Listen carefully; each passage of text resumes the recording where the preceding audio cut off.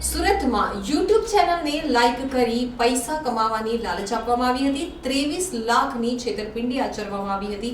આરોપીની આખરે ધરપકડ કરી લેવામાં આવી છે।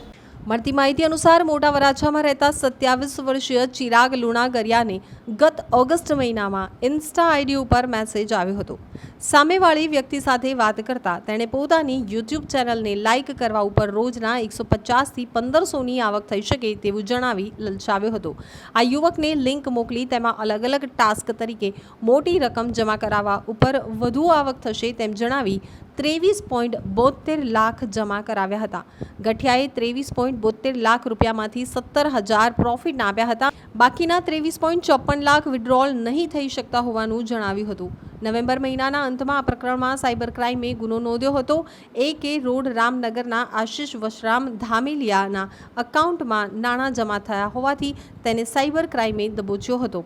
આશિષે થોડા કમિશનની લાલચમાં અકાઉન્ટ સરથાણા જકાતનામાં સ્કાયનંદ હાઇટ્સના સાગર વલ્લભ તોગડિયાને આપ્યું હતું।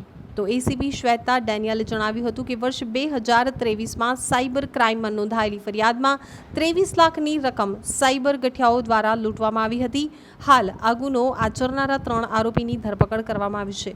તો મૂળ અરજદારને પાર્ટ ટાઈમ જોબ ઓફર કરી 150 રૂપિયાથી લઈ 1500 રૂપિયા સુધીનું કમિશન એક દિવસમાં જુદા જુદા ટાસ્ક પૂરા કરીને કમાવાની લાલચ આપી હતી।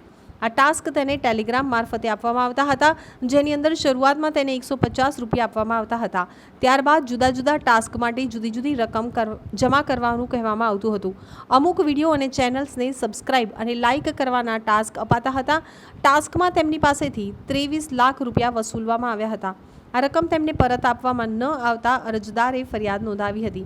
તો સાગરની ધરપકડ કરતા આશિષનું અકાઉન્ટ તેણે થોડું કમિશન લઈ વરાછા મમતા પાર્કના સાહેલ ઉર્ફે સાહેલ વિઠ્ઠલ કનાણીને આપ્યું હોવાથી તેની ધરપકડ કરવામાં આવી હતી। તેણે પણ પોતાનું કમિશન કાપી ભાર્ગવ મનીષ સોજિત્રાને આપ્યું હોવાની કબૂલાત કરી હતી। જોકે ભાર્ગવ ફરાર થઈ ગયો હતો। હવે પોલીસ ભાર્ગવ સોજિત્રાને શોધવા માટે સૌરાષ્ટ્રમાં ટીમ રવાના કરવા સહિતના પ્રયાસો કરી રહી છે।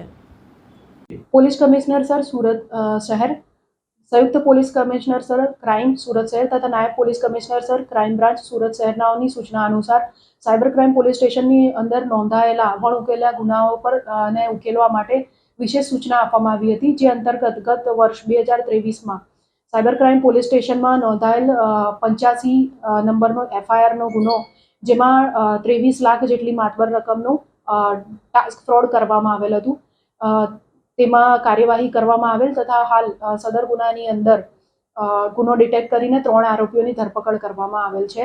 આ ગુનાની અંદર મૂળ અરજદારને તેમને પાર્ટ ટાઈમ જોબ કરવાની લાલચ આપીને 150 રૂપિયાથી લઈ 15,000 સુધીનું કમિશન એક દિવસમાં ટાસ્ક કરવાથી મેળવી શકાશે એવું જણાવી ટેલિગ્રામ મારફતે તેમને ટાસ્ક આપવામાં આવેલ હતું, જેની અંદર શરૂઆતમાં એમને 150 રૂપિયા આપવામાં આવ્યા। ત્યારબાદ અલગ અલગ 1000 રૂપિયાથી લઈ મોટી રકમ તેમને અલગ અલગ એકાઉન્ટમાં ટાસ્ક મેળવવા માટે જમા કરવામાં કહેવામાં આવ્યું હતું। મૂળ ટાસ્ક યુટ્યુબ પર જે વિડીયોઝ અને ચેનલ છે સબસ્ક્રિપ્શન માટે આપવામાં આવ્યું હતું। અરજદાર પાસે લગભગ કુલ 23 લાખથી વધુની આસપાસની રકમ ટ્રાન્સફર કરાવીને પછી એમને પરત નહીં આપીને એમની સાથે ફ્રોડ થયેલ છે। સદર ગુનાની અંદર એકાઉન્ટ ધારક